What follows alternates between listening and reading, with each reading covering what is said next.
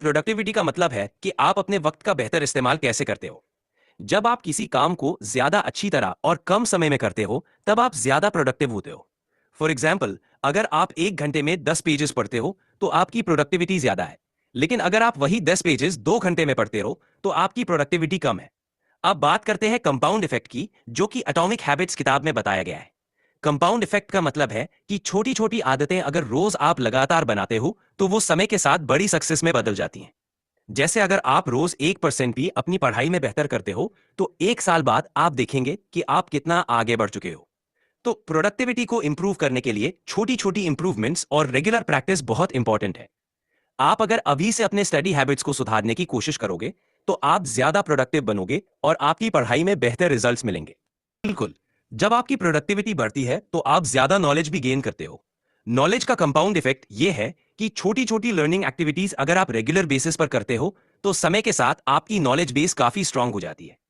मान लीजिए आप रोज एक नया टॉपिक पढ़ते हो या 1 घंटे की सेल्फ स्टडी करते हो।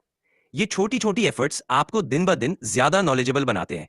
जैसे अगर आप रोज थोड़ा थोड़ा पढ़ते हो तो 1 महीने बाद आप देखेंगे कि आप कितनी ज्यादा इंफॉर्मेशन याद रखते हो और आपके कॉन्सेप्ट्स कितने क्लियर होते हैं।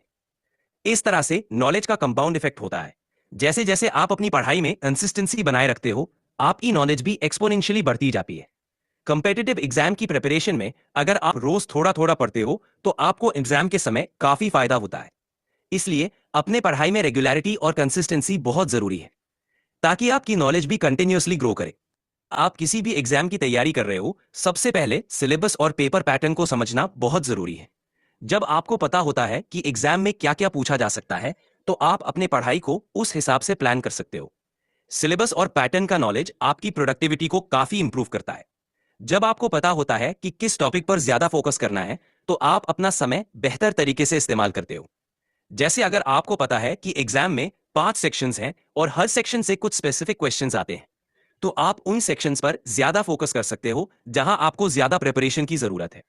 इस तरह से सिलेबस और पैटर्न का नॉलेज आपको डायरेक्शन देता है जिससे आप अपनी पढ़ाई को ज्यादा प्रोडक्टिव बना सकते हो।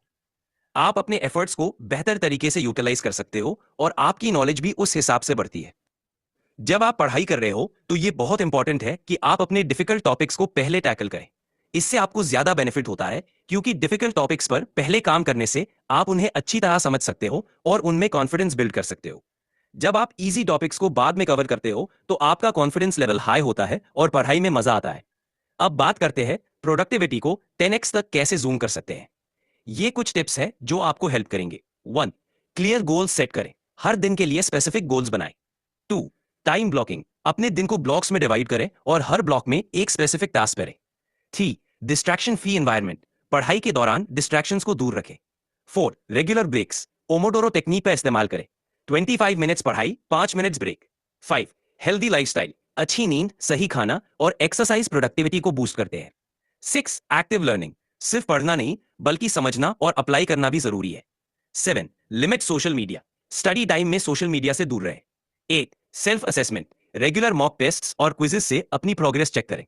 9, माइंडफुलनेस एंड मेडिटेशन। ये आपके फोकस और कंसंट्रेशन को इंप्रूव करता है। 10, अकाउंटेबिलिटी पार्टनर। किसी दोस्त या मेंटर के साथ अपनी प्रोग्रेस शेयर करें। इन टिप्स को अपनाकर आप अपनी स्टडी प्रोडक्टिविटी को 10x तक जूम कर सकते हैं। पहले हमने प्रोडक्टिविटी के बारे में बात की, जो कि आपके वक्त का बेहतर इस्तेमाल है।